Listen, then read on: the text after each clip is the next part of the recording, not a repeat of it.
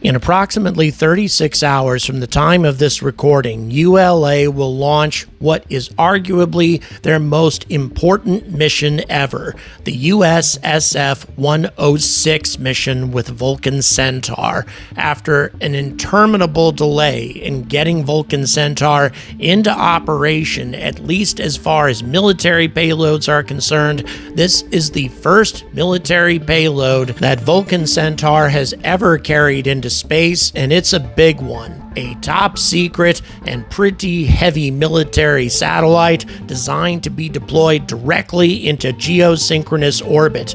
Only heavy lift rockets are capable of carrying out missions like this, and this Vulcan Centaur with 4 solid rocket boosters has double the thrust of a Falcon 9. If you listen to Tory Bruno, this is the mission that's going to lead ULA back into relevance, back into direct competition with SpaceX. Quote, "This particular mission is interesting to us because while if you were picking, you might choose to start with a more plain vanilla mission, this is, in fact, the anchor case that drove the design and the architecture of the whole rocket. This is the tough mission, directly injected to GSO, geosynchronous orbit. It makes it one of our longest duration missions ever. And according to Tory, there's almost half a dozen Vulcans fabricated in storage waiting to go, along with 14 additional Atlas V missions. This is where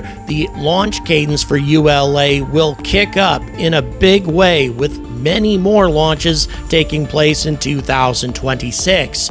Or, if something goes wrong here, ULA could be out of business by this time next year. On January 9th, 2023, I was waiting for hours and hours in horrifically cold, rainy weather in Cornwall. At Spaceport, Cornwall, actually, waiting for Virgin Orbit to finally take off and embark on the first ever space mission originating from a UK spaceport. The atmosphere was so exciting at the time. There was a huge crowd of people there who were deciding to brave the elements and to witness this event taking place, even though the launch wasn't even going to take place over their heads or anything like that. It was a horizontal launch with a 747 that would fly way out over the Atlantic, south of Ireland, and then release its cargo, and the cargo would carry a collection of satellites, almost entirely European satellites, up to low Earth orbit. Given Virgin Orbit's track record up to that point, it seemed like the mission had an extremely good chance for success. Aside from their first test launch, Virgin Orbit had not had a single failure. They'd carried payload after payload up to low Earth orbit without any significant mishaps. Given how many space startups have a much more disastrous track record than that, it seemed that Virgin Orbit was in a pretty secure situation. However, I was aware of Virgin Orbit's finances at the time, and it actually released a couple of pieces about how Virgin Orbit couldn't afford to fail on this particular launch. They were in desperate need of additional outside investment. That investment was not forthcoming, and they absolutely had to demonstrate that they could successfully launch payloads not only from their primary spaceport in the United States, but also from other spaceports around the world, demonstrating their unique capability to carry payloads from a variety of different countries. Therefore, satellite companies wouldn't have to ship their payloads all the way to the US along with their technicians and such. It was a good business plan, in my opinion, but Virgin Orbit was in a tight situation financially, and there had been so many delays leading up to this flight, both in terms of getting a launch license from the CAA. The CAA had a lot of problems, a lot of inexperience in granting these sorts of licenses, licenses at the time. And also, Virgin Orbit had overextended themselves. They were in the process of getting more planes, more rockets without a whole lot of paying customers. They desperately needed outside investment, meaning that they desperately needed this launch to succeed. And instead, it failed. The first time that Virgin Orbit experienced any failure aside from their first test launch, the first time they ever lost any satellites on a launch. This is something that many launch providers have experienced, but for them, it was a death sentence. Within a few months, the company was bankrupt, and their long and successful history had all of a sudden ended with horrific failure. And as much as I didn't want to be right about the news pieces that I had released on this topic, talking about how desperately Virgin Orbit really needed a win with their Spaceport Cornwall mission, turned out that I was a little bit more prophetic than I wanted to be. All that having been said, why did I decide to tell you that whole story? Well, first of all, a lot of you may not have heard it. A lot of you may not have been watching my channel at the beginning of 2023. I was the only American journalist there at the time. BBC, Channel 4, ITV, all those folks were there, but I was the only American journalist. It was quite a distinction. I was really grateful for that, and I continue to be grateful to Spaceport Cornwall for allowing me to have that privilege. But in addition, ULA is actually in sort of a similar situation right now. They have backed themselves up against a wall with delay after delay, problem after problem, delaying the advent of the Vulcan Centaur, in spite of their completely flawless track record for the last couple of decades almost. ULA has done so well with launch after launch reliability.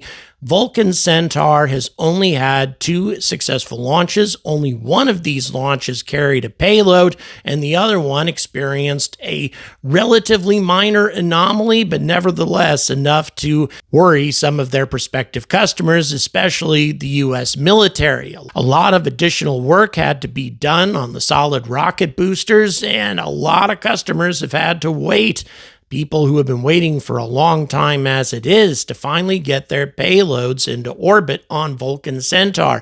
At this point, Vulcan Centaur has an unbelievable payload manifest in front of them right now, with no proven track record of being able to maintain a high enough launch cadence to sustain that kind of payload manifest.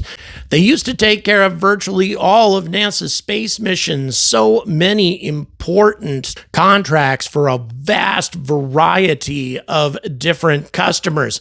But now, in their current situation, given how many delays they've already had, and given the frustration that's been expressed, especially by the U.S. military, with the delays that they've had to endure in order to get Vulcan Centaur into service, if anything goes wrong with this mission, it's going to be very, very bad news for this company, perhaps spelling its death knell just as surely as the Spaceport Cornwall mission, ironically called Start Me Up, ended Virgin Orbit. So if you look at the upcoming missions that ULA has, it appears that this is a company that's in very good shape. Customers who are paying for lots of valuable missions, both to low Earth orbit and geosynchronous orbit. Not just the military, but also NASA, Amazon, and others. For example, ULA has already sent up 2 Atlas V rockets with Project Kuiper satellites on board, and they have 7 more to go. That's just Atlas V missions, and lots more missions for Vulcan Centaur.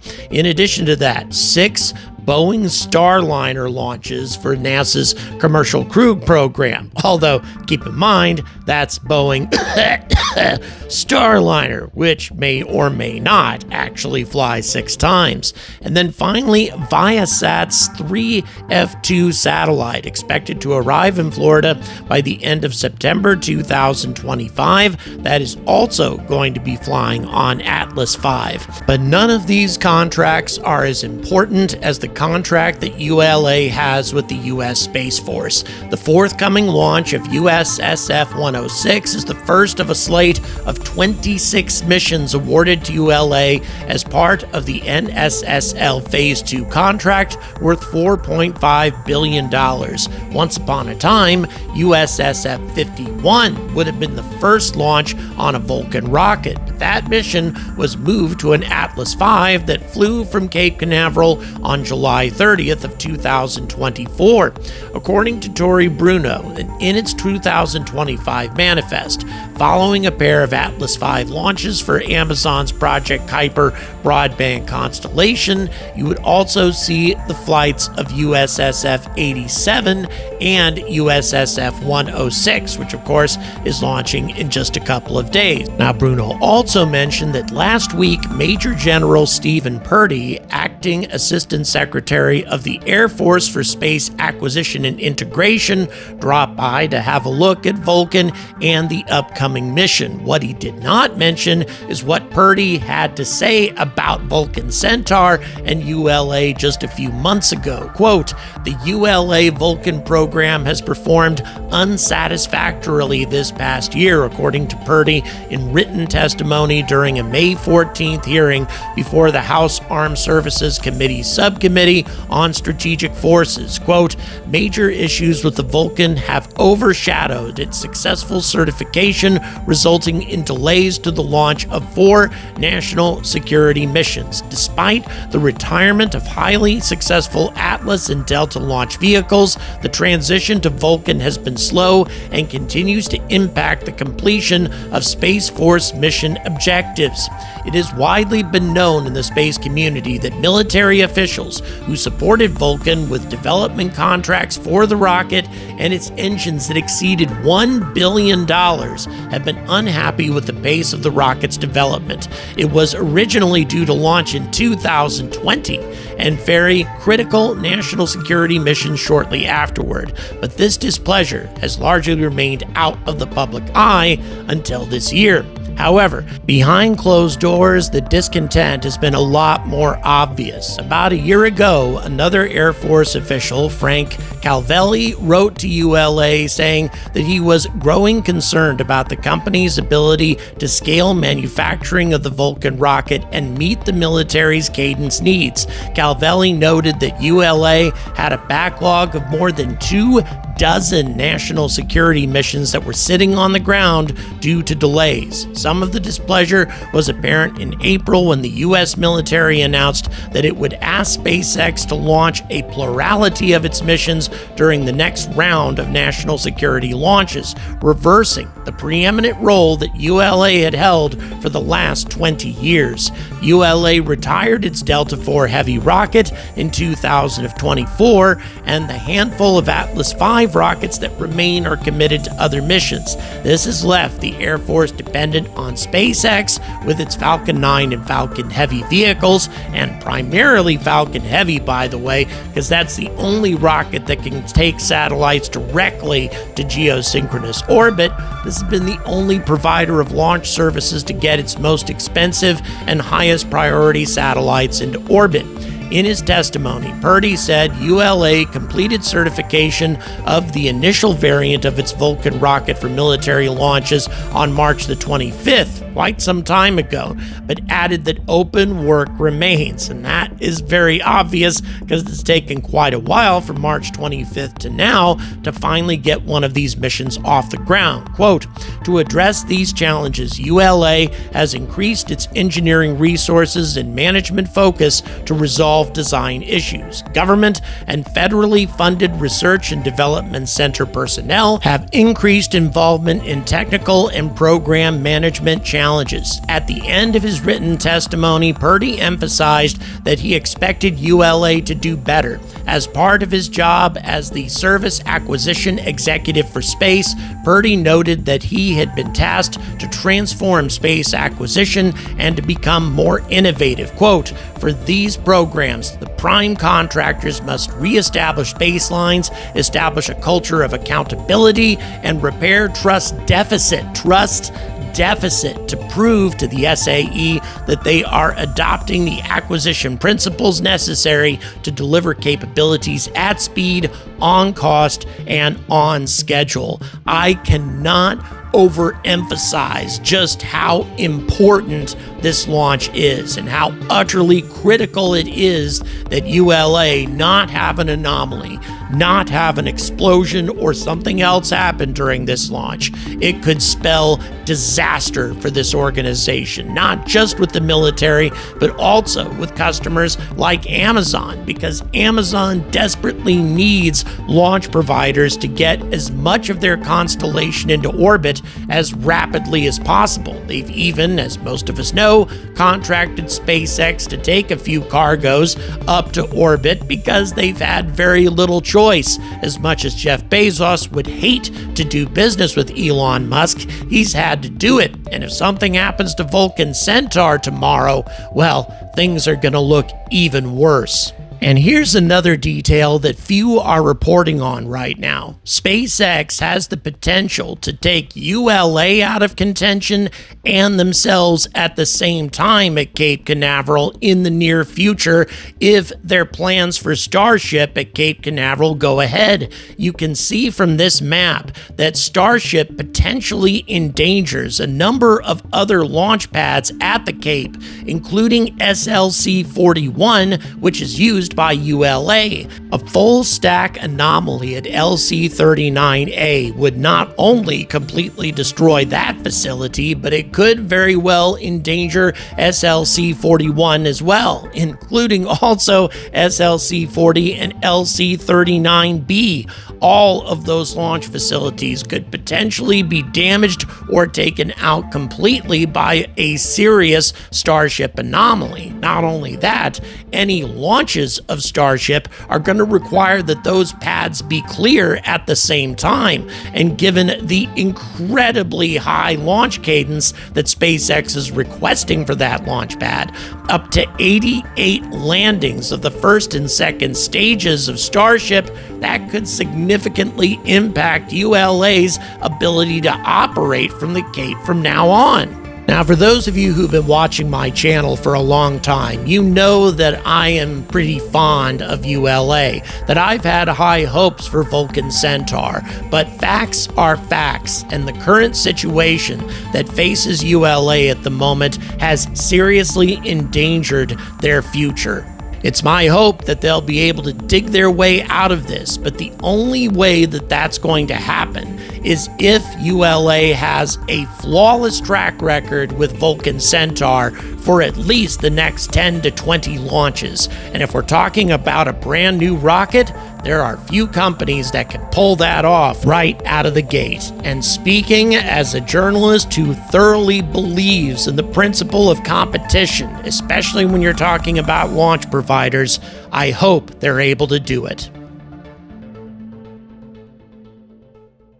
So look, once again, to be 100% clear, ULA is a very different company than Virgin Orbit. They have a much longer track record. They have quite a number of friends in the U.S. government, a lot of powerful advocates amongst the military and other sources. There's a decent chance that even if they do experience a failure here, they may survive. But even if they survive, they are going to be, in my opinion, a pale shadow of what they once were. There's going to be a vast number of customers that simply cannot afford to wait any longer. They cannot afford to wait for a Vulcan Centaur anomaly investigation to be completed in order to get their payloads into orbit. And they're going to have no choice but to turn to SpaceX, or perhaps to a few other possible providers, Arianespace, maybe JAXA, something along those lines. The Indians also could be a prospective launch provider, but ULA is going to be in a world of hurt. And as I said, even though they may survive a situation like this, I don't know if they're ever going to be able to fully recover from it. And that is my point. It is a very competitive environment that we're in right now when it comes to spaceflight and launch providers.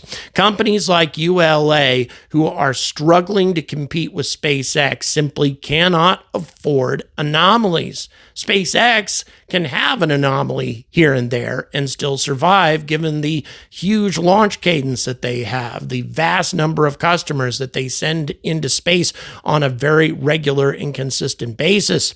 ULA does not have that luxury. They have to maintain that 100% reliability or they're going to be in trouble.